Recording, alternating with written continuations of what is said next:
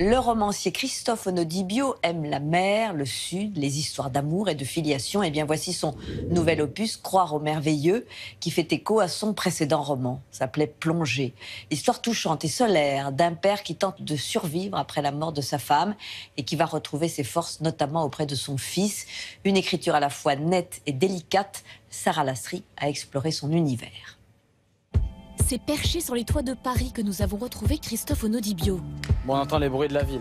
Alors, le vent, il vient d'ici. Non, alors, et si je me mets là? Pardon, je vous regarde vous ou je regarde la caméra? Vous, très bien. C'est vrai que la lumière change, c'est... Le romancier et responsable du service culture du magazine Le Point vient de sortir son nouveau roman Croire au merveilleux, la suite de Plongée, Grand Prix de l'Académie française, adapté au cinéma par Mélanie Laurent, dont la sortie est prévue cet automne. Mais le film est bien, le film est beau. Dans Croire au merveilleux, César, le héros journaliste quadragénaire, vient de perdre sa femme, Paz, mère de leur jeune fils. César n'a qu'une idée en tête, se tuer, mais le livre raconte comment peu à peu cet homme reprend goût à la vie.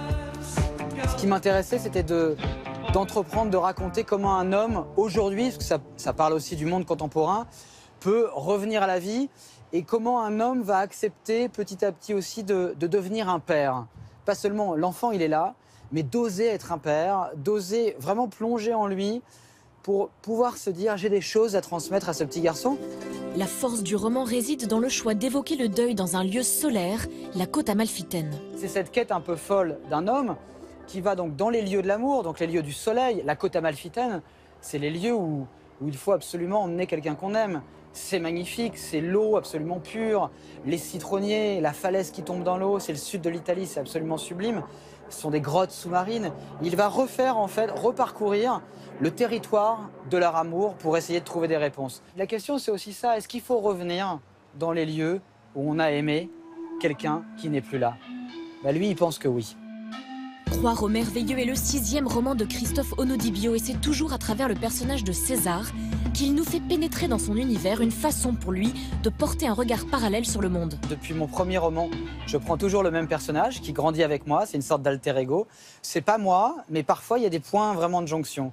Et là, il se trouve que dans ma propre biographie, je n'ai pas du tout été dans la situation de César, mais j'y pense tout le temps. Et le fait d'y penser tout le temps, le fait de pouvoir l'écrire, j'ai l'impression que peut-être je mettrai ça à l'écart. Donc l'écrire est une sorte de thérapie anticipée.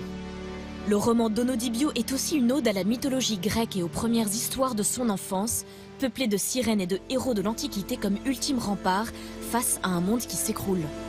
Cette mythologie, moi, cet enseignement du grec, m'a ouvert les portes d'un monde qui contrastait totalement avec ma Normandie natale, où j'avais l'impression de voir des gens d'aujourd'hui.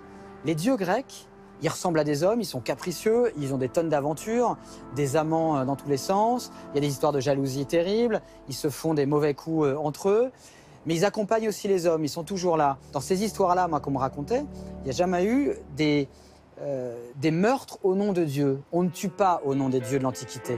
Christophe Onodibio est un écrivain de la sensation et de la chair. Il veut faire vivre ses histoires de façon plus intense à ses lecteurs. Je travaille beaucoup sur les sensations. Et si je parle des citrons de la côte amalfitaine, j'ai besoin d'avoir mordu à pleines dents dans le citron, même si c'est un peu acide. Moi, j'aime que mes romans donnent envie d'aimer, de se baigner. Mais quand je dis d'aimer, c'est pas platoniquement, de caresser une peau. J'ai envie qu'ils aient envie de vivre davantage. La vie aussi, elle est faite pour qu'on expérimente le maximum de sensations possibles. Umberto Eco, qui disait que ses idées lui venaient en nageant.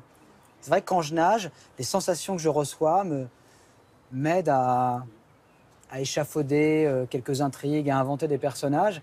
Donc la sensation, au fond, est un bon déclencheur d'écriture et ça, c'est merveilleux.